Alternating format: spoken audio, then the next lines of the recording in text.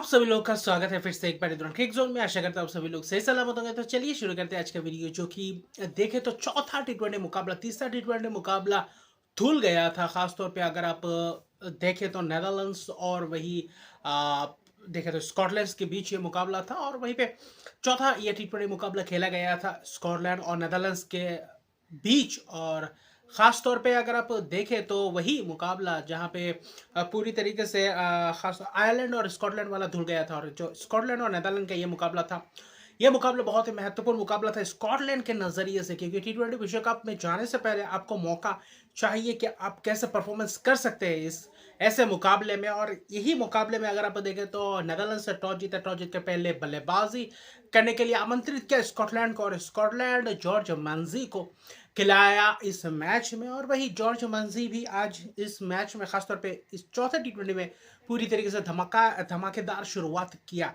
जो अच्छा खासा शुरुआत दिखाई दिया, क्योंकि बाकी बल्लेबाजों से जो कंट्रीब्यूशन चाहिए था वो कंट्रीब्यूशन मिला नहीं। जॉर्ज मंसी एक तरफ से अकेले ही डटे रहे, जिसके कारण पूरी तरीके से स्कॉटलैंड को थोड़ा बहुत मौका दिया। लेकिन इस मुकाबले में विवियन किंगबा, लोगन वैन बेक, आर्यन दत्त ने जो चक्कर कर रखा था पहले शुरुआती शॉट में पावर प्ले में, पूरी तरीके से लगभग देखे तो पूरी चक्कर कर रखा था। सिर्फ 29 ही रन दिए पावर प्ले में, और तब लग रहा था कि शायद स्कॉटलैंड फिर से एक और बार मात खा जाएगी इस मुकाबले में, क्योंकि स्कॉटलैंड एक ऐसा टीम है जहां से आप देखें तो पूरी तरीके से लड़ाई करते हैं। वहां पे 2015 के विश्व कप में भी देखा था कि ये स्कॉटलैंड एक अलग ही अंदाज में खेलती है, लेकिन यहाँ पे थोड़ी बहुत टी20 फॉर्मेट है तो यहाँ पे थोड़ी बहुत पुख्ता करने की कोशिश कर रहे थे। लेकिन जॉर्ज मांसी जो एक ऐसे तजुर्बेकार खिलाड़ी आपके स्क्वाड में हो, तो आप चाहते हैं कि एक अच्छा खासा लंबे पारी में तब्दील करे, और ख़ास तौर पे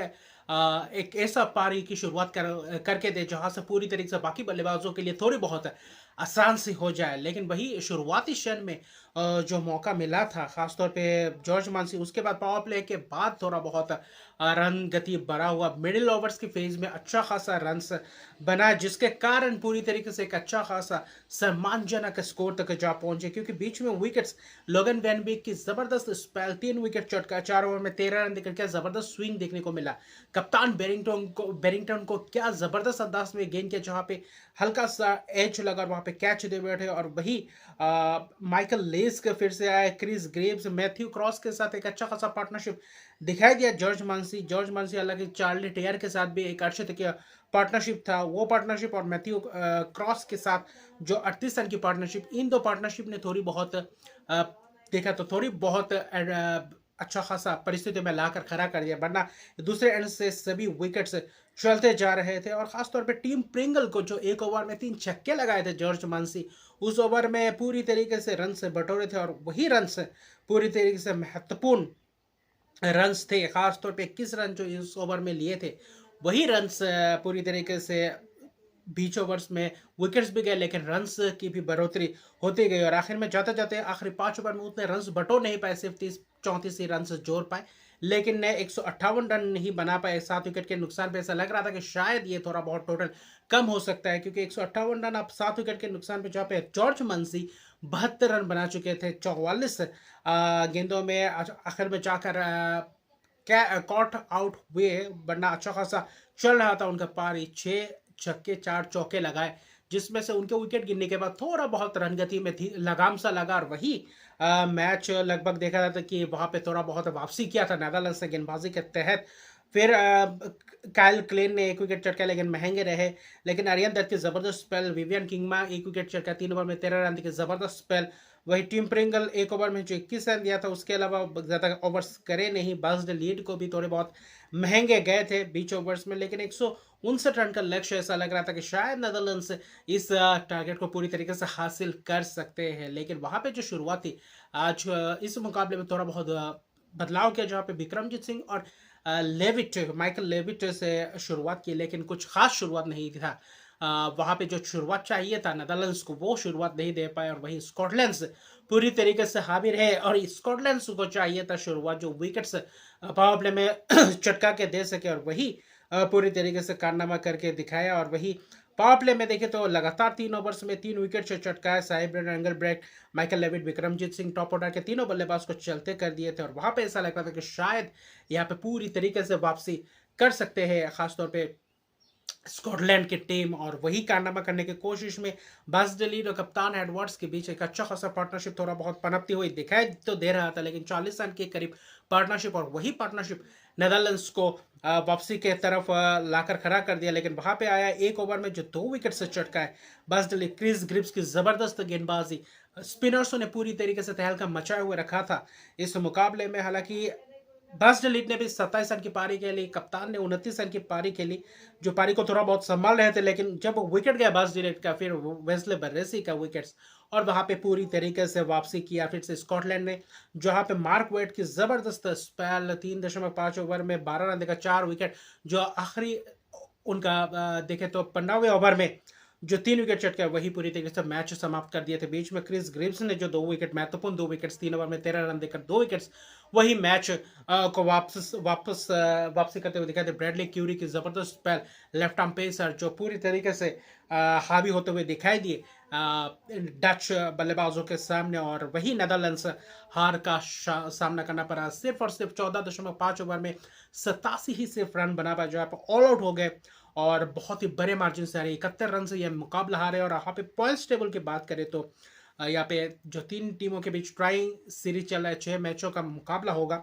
यहाँ पे एक धुल गया था जिसके तहत देखें तो स्कॉटलैंड 3 मैच में 3 अंक के साथ पहले पायदान पे है, जबकि दूसरे पायदान में आयरलैंड है 2 मैच में 3 अंक, और वही नेदरलैंड्स 3 मैच में 2 अंक के साथ तीसरे पायदान पे है। और आज जो मुकाबला खेला जाने वाला वो होगा 5वां मुकाबला आयरलैंड और स्कॉटलैंड के बीच, और स्कॉटलैंड का ये आखिरी मुकाबला होगा। तो क्या यहाँ पे स्कॉटलैंड वैसे ही प्रदर्शन कर पाएंगे जो पिछले दिन किया था? और आज इस मुकाबले की बात करें तो भारतीय समय के अनुसार 2:30 बजे शुरू होगा। अमूमन देखते हैं तो रात के 8:30 शुरू होता है, तो थोड़ा बहुत टाइम चेंज कर दिया गया क्योंकि मौसम थोड़ा बहुत उतना खास नहीं है, तो इसलिए ये 2 मैच दोपहर के 2:30 शुरू होगा भारतीय समय के अनुसार। और बाकी जबरदस्त वापसी स्कॉटलैंड की, ऐसी वापसी चाहिए था, एक बूस्ट चाहिए था आपको। 71 रन से जीत ये आपको पूरी तरीके से आत्मविश्वास बढ़ाए होंगे, और वर्ल्ड कप में जाने से पहले और इस मुकाबले में उतरने से पहले जो आखिरी मुकाबला खेलेंगे आयरलैंड के खिलाफ, वहां पे जबरदस्त मार्क वेट के 4 विकेट, क्रिस ग्रिप्स के 2 विकेट, स्पिनर्सों ने जो तहलका मचाया, और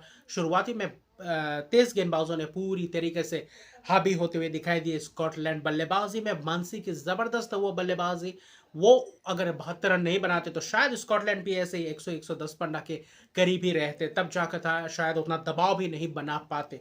लेकिन जबरदस्त मुकाबला देखने को मिला। और वही देखें तो अगले, अगर आप खास तौर पे देखें तो जो मुकाबला एक और था कल, जहाँ पे इंग्लैंड और पाकिस्तान के बीच, जहाँ पे इंग्लैंड दौरा कर रही है पाकिस्तान, जहाँ पे आयरलैंड के खिलाफ 3 T20 मैचेस खेल के 2-1 के सीरीज जीत कर वहाँ पे इंग्लैंड के खिलाफ खेलने गए थे। लेकिन वहाँ पे लीड्स में बारिश होने के कारण, मुसलधार बारिश होने के कारण वहाँ पे मैच रद्द कर दिया गया। तो वहाँ पे टॉस भी नहीं हो पाया, मैच भी नहीं हो पाया, जिसके कारण पहला T20 पूरी तरीके से वास्टर हो गया।